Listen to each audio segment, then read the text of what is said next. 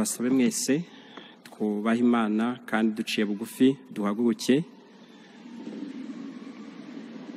wo kuzigeza no kubandi kuko nicyo waduhamagariye. Bana natwe komeze kuduha umugisha, komeze kuduha ibyiza. Hano nabonye Pentecost yabaye. Hari na bo kwicara byananiye barahaguruka, abandi ndetse no guhagarara biranga barasimbuka.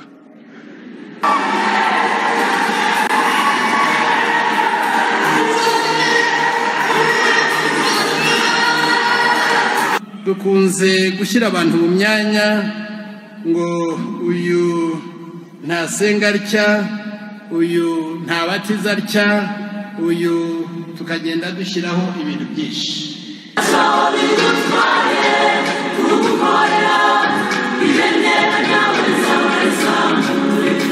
Waba umu ADEPR, waba umu Libre Methodiste, waba umu Anglikani.